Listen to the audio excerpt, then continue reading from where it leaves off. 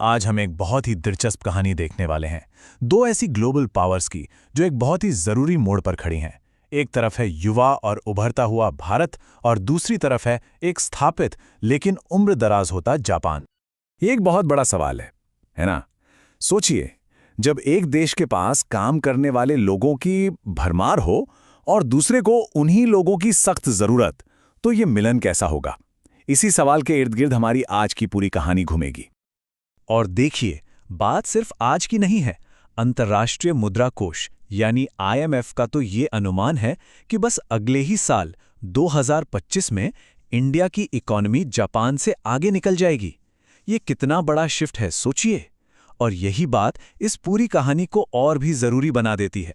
तो चलिए, कहानी के पहले हिस्से में चलते हैं, वो कहानी जो ऑफिशियली सुनाई जाती है, जहां ऐसा लगता है कि जापान तो बस भारतीय टैलेंट के लिए रेड कार्पेट बिछाए खड़ा है।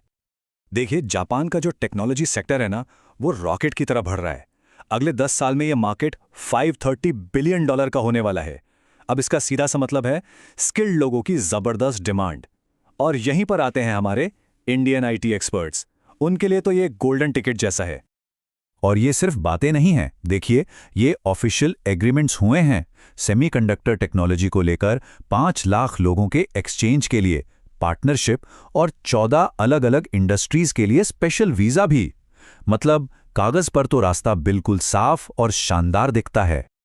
लेकिन जैसा कि अक्सर होता है, ये तो कहानी का सिर्फ एक पहलू है। अब जरा आगे बढ़कर देखते हैं कि जमीन पर असलियत क्या है और ये ऑफिशियल वादा हकीकत से कैसे टकराता है, जो कई लोगों के लिए काफी अलग है। ये जो बयान है ना, ये जापान में बढ़ती एक खास सोच को दिखाता है। वहाँ सैनसेई तो जैसी राष्ट्रवादी पार्टियां काफी पॉपुलर हो रही हैं और उनकी सोच यही है कि जब हमारे लोग ही परेशान हैं तो बाहर वालों को पहले क्यों रखें। और यही सोच है जो वहाँ जाने वाले कई नए लोगों का स्वागत करती है। और मामला सिर्फ सोच तक ही नहीं है। कुछ प्रोग्राम्स हैं, जैसे कि टेक्निकल इंटर्न ट्रेनिंग प्रोग्राम, वहां से बहुत ही परेशान करने वाली खबरें आ रही हैं। रिपोर्ट बताती हैं कि लोगों की सैलरी रोक ली जाती है, उन्हें धमकाया जाता है और तो और बिना ट्रेनिंग के खतरनाक कामों में लगा दिया जाता है।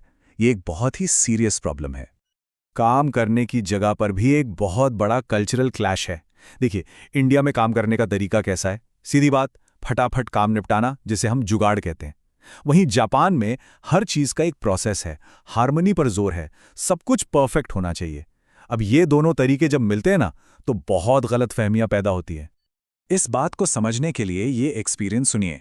जापान में एक इंडियन सेल्स इंजीनियर ने बताया, जब मैं किसी से बात करता तो वो कहते, मैं सोचूंगा। मुझे ये समझने में बहुत टाइम लग गया कि इसका मतलब नहीं होता है। सोचिए, ये कितना फ्रस्ट्रेटिंग हो सकता है। तो सवाल ये उठता है कि ये दोनों बातें, एक तरफ सुनहरा मौका और दूसरी तरफ इतनी सारी प्रॉब्लम्स, ये दोनों एक साथ सच कैसे हो सकती हैं? चलिए अब जरा बिग पिक्चर देखते हैं। थोड़ा जूम आउट करके समझते हैं कि इसके पीछे कौन सी बड़ी ताकतें काम कर रही हैं।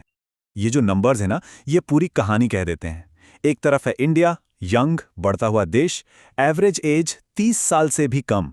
दूसरी तरफ है जापान, जहां एवरेज एज लगभग 50 साल है और आबादी कम हो रही है। तो सीधी सी बात है, एक को काम करने वालों की जरूरत है और दूसरे के पास वो हैं। एक और बहुत बड़ा फैक्टर है जापान का कर्ज। पता है, उनका पब्लिक डेट उनकी GDP का 242% है, दुनिया में सबसे ज्यादा में से एक।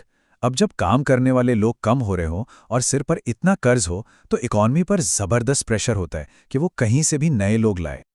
लेकिन रुकिए, ये कहानी सिर्फ इकोनॉमी और लोगों की नहीं है, इसमें एक बहुत बड़ा जियोपॉलिटिकल एंगल भी है। जापान असल में इंडिया के साथ अपने रिश्ते मजबूत कर रहा है ताकि वो एशिया में चीन के बढ़ते असर को बैलेंस कर सके। तो ये एक स्ट्रेटेजिक मूव भी है।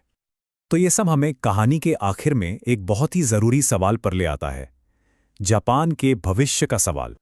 जरा इस नंबर पर ध्यान दीजिए, 6.7 मिलियन। इतने विदेशी वर्कर्स की जापान को 2040 तक जरूरत पड़ेगी, 6.5 मिलियन से भी ज्यादा। ये नंबर अपने आप में बताता है कि जापान के सामने चैलेंज कितना बड़ा है। तो आखिर में सवाल यही बचता है, क्या जापान अपने सर्वाइवल के लिए एक मल्टीकल्चरल भविष्य को अपनाएगा, या वो अपने अंदर ही सिमट कर रह जाएगा और अपनी इकोनॉमी को खतरे में डालेगा? ये सिर्फ एक आर्थिक या सामाजिक सवाल नहीं है, ये जापान की पहचान का सवाल बन गया है और आने वाले साल तय करेंगे कि जापान कौन सा रास्ता चुनता है।